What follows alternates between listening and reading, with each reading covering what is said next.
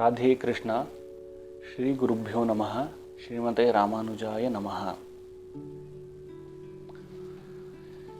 So just to give a quick recap of what we were discussing yesterday, we saw the lady from this place, divine place called Tirkolur. She is exiting this village and she comes face to face with Swami Ramanuja.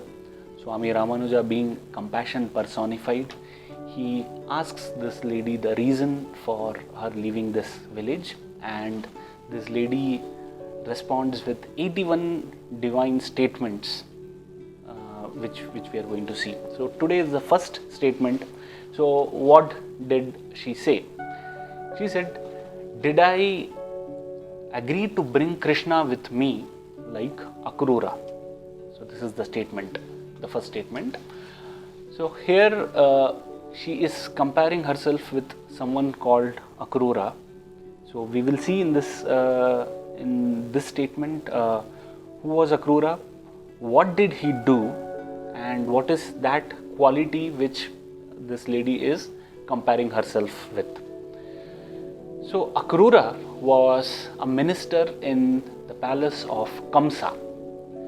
So Kamsa considered Krishna as his greatest enemy. So Akrura was working for, let us say, a difficult boss or an adverse boss. So yet, in spite of these adversities, Akrura always had the desire and devotion for Krishna, and he wanted to see and meet Krishna personally. But he couldn't go out to meet Krishna because he was living in a place called Mathura, and Krishna was in a place called Gokul, which is again near the divine place of Vrindavan. So owing to these location differences, Akrura couldn't go. Secondly, as I said, he was working for Kamsa, who considered Krishna as his greatest enemy. So in this case, what happened was Akrura started to chant the names of Sri Krishna, and he kept Krishna in his mind with a firm belief that one day Krishna would definitely answer his prayers.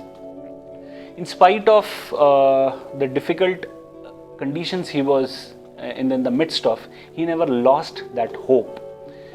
So this is a lesson for us as well. Like, whatever be the conditions, whatever be the place we are in, there are no constraints to think about God and to do bhakti or devotion. So coming back to Akrura, 11 years passed. So in these 11 years, Krishna was growing up in the place called Gokul, and Kamsa was continuously sending his demons in an attempt to kill Krishna, and that way he wanted to eliminate his greatest enemy.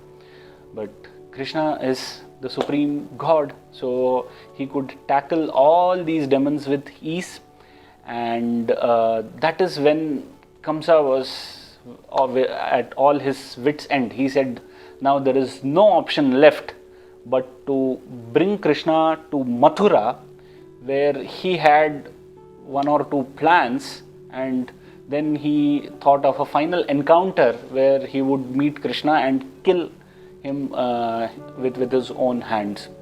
So once he made this plan, the next question which came up to him was, okay, so someone should bring that boy from Gokul to Mathura.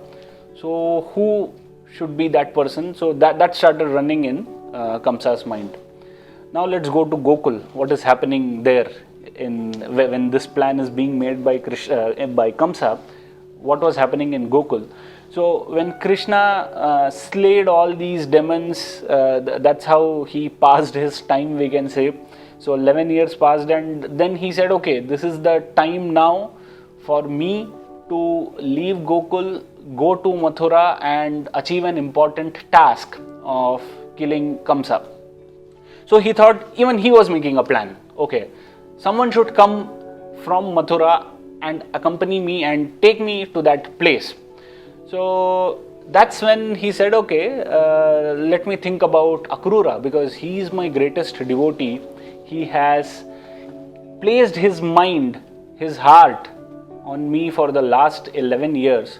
So he is the right person. So Krishna started making a plan in the background. So since he is the Antaryami, or he is the person who is dwelling in everyone's hearts, he dwells in everyone's hearts. So even he is present in Kamsa's heart as well. So he makes Kamsa think about the person, about the suitable person who can go from Mathura to fetch him from Gokul. So Kamsa thinks, okay, there are many ministers, but I think the best person suitable to do this job is Akrura. So see how the plans are coming together. Akrura, he did his part of doing bhakti, devotion to Krishna. Then there was Krishna who was making plans to answer his devotees' prayers, and there was Kamsa who was trying to figure out who was the suitable person, and that's how all these three plans came together. And Kamsa summoned Akrura one day and said, okay, so I have a task for you, Akrura. I have a greatest enemy who is born, who is this little boy called Krishna. He is in this place called Gokul. I have tried to send all my best of the demons to slay him, but there is no result. So I have made some grand plans. We just need to get that boy from Gokul to Mathura, and then I have arranged for a wild elephant called Kovalya Peet, so who is capable of killing Krishna. So I'll just let the wild elephant run loose on this boy, so this boy will be helpless. And secondly, if that plot also fails, I have two greatest wrestlers, Chanura and Mushtika, so they will finish the job. And if nothing else happens, then finally I am there. So that is how Kamsa is making his grand plans. So he tells Akrura, your task is to go and get that boy from Gokul and Vrindavan. So will you be able to do it? So that's when Akrura, on one side, he is elated. He says, okay, I was waiting for this moment when someone would allow me to go and see my Lord. He in his heart knew that there was no way Kamsa was going to get the better of Krishna, so it was always Krishna who was going to win. So still he, in Kamsa's presence, Kamsa is his boss and he has to take the orders. So he humbly said that, yes, Kamsa, I am ready to go. I will try my level best to bring this boy for your sake. And was this an easy job for Akrura? The answer is no, because he had to go to Gokul and he had to persuade all those people who had Krishna in their hearts. So in the place of Gokul, there were his parents, that is Krishna's parents, Krishna's relatives, Krishna's friends, the cowherds, Gopas, Gopis.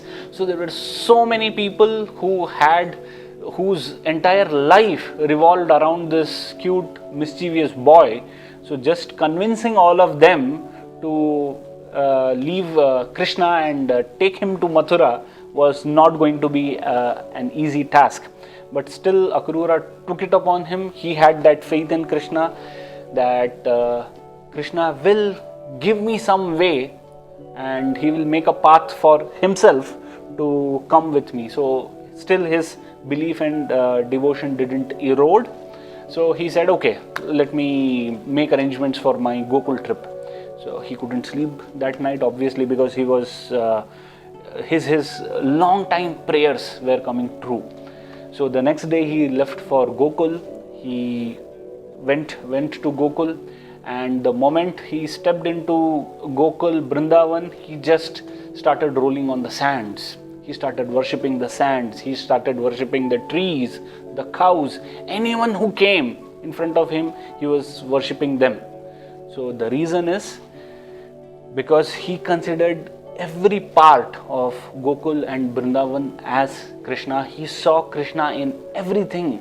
So that was the reason why he went on worshipping everyone, and at last he could go and meet Krishna. His joys knew no bound. He hugged Krishna and he was so happy to see him, and Krishna was also happy to see him, because obviously everything is going according to his plan as well, right? So then Akrura, he explained why he had come to all the people present, and obviously the reaction of those people we need not guess. So there was an anguish, there was disappointment, and there was an anger, and it was again, Akrura was helpless, but he did what he does the best. So he prayed to Krishna again. He says, okay, so this is all happening as per your plan. I have no capability to convince all these people around, so you have to take care of this situation. So that's when Krishna does a convincing part. He plays that role of explaining to everybody that this is a phase of his life where like till the 11 years of his lifetime he had spent in Gokul. It's now this phase where he has to go to Mathura to achieve some other important tasks in his life. And after a round of hard convincing to his parents, to his friends, and all the gopis, he makes that move. So with all this, it was a very heartbreaking moment for the people in Gokul. They were not ready to part Krishna. It was a very, very difficult moment, but still, okay, it's again Krishna in everyone's hearts. So he started convincing everyone that okay, like this is the reality, and with that Akrura took Krishna to Mathura. Now Krishna and Balarama, his brother Balarama, both went to Mathura, and then they killed the wild elephant, the wrestlers, and finally Kamsa. That is a part of another story. But here the focus is on how Akrura managed this task of bringing Krishna. So if we have to recap his journey, he wanted to see Krishna, he had that desire, but his conditions didn't permit him. There were constraints, so he started to do bhakti or devotion on Krishna, and as time passed, it was for God to answer his prayers. So Krishna answered his prayers. Krishna made his job easier of bringing him from Vrindavan to Mathura, and this particular devotion is what the lady is highlighting. Did I do such a great devotion to Krishna? Was I so steadfast in my beliefs? I have no belief, I have no devotion. So there is no way I can stay in this divine place.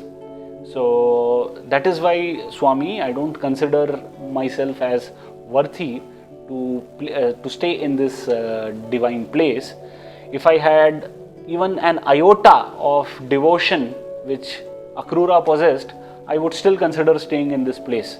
But I don't have anything of that sort. So please don't stop me. This is the reason I'm leaving this place. So that's how she ended her first statement.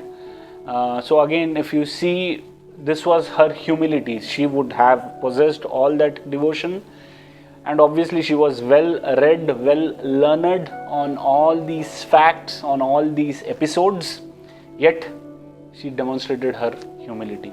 So great salutations to that lady, and that is where we take a stop here for today. Tomorrow we will come and see what did the lady respond in her second statement to Swami Ramanuja. Shri Gurubhyo Namaha. Srimate Ramanujaya Namaha.